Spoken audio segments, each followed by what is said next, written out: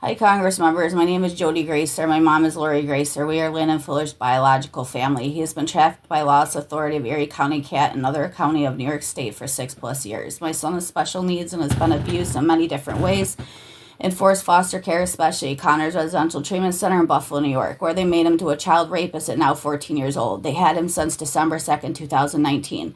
The last time I was allowed to visit him was supervised on July 15th, 2022. Since then, my parental rights have been lawlessly terminated by the lies of a misdiagnosed disorder of being delusional by lawless Dr. Nathan, a paid gun by Erie County and Niagara County Court, New York.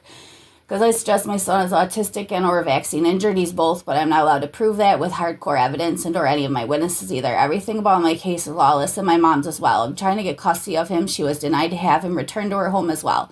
She went to the appeal court in Rochester, New York to speak her truth in front of the judges about the abuse of her biological grandson at Connors, and she was ignored as well. Her appeal was denied and is returned to her home. The judges took down and deleted her video, public testimony, like she never went there in person to tell it. Because the lower of the higher courts sleep in the same bed, they do not want the truth about the child trafficking industry, the public knowledge there to cash cow, threatened, or drained forever. My son's been so abused it'll be hard to heal him from everything they made him suffer in. When he returns home to me, I'll have a lot of help with his healing. This evidence was ignored by Sharon M. Laval of Erie County Family Court in Buffalo, New York, as well as the embedded courts. My son was illegally adopted as well. We're asking you to support the Family Justice Accountability Act 2025, made by AD Advocate Francesca Amato and witness to my landmark case and federal court denial case against Judge Laval because she's a judge. Court said she can't be sued.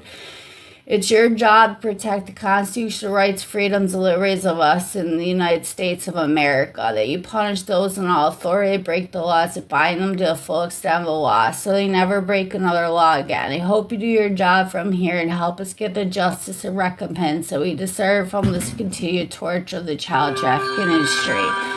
Because of this unchecked abuse and power over the mass for way too long, that has destroyed millions of biological families for too many moons. I hope that I see that my son is sent to me home very soon.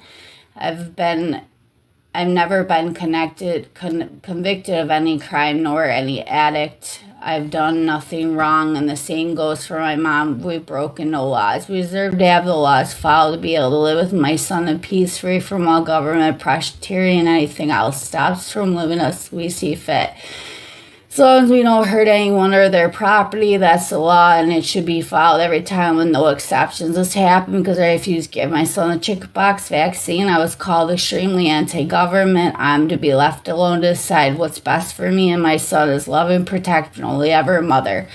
Government that follows the laws that bind them and stays out of biological families' lives, I'm good. This pic was the last time I was allowed to be able to be with my son, even supervised. How would you like it if your biological child was trafficked and you were stopped from protecting them? Put yourself in all of us victims' shoes. It's torture, isn't it? And thank you for your time.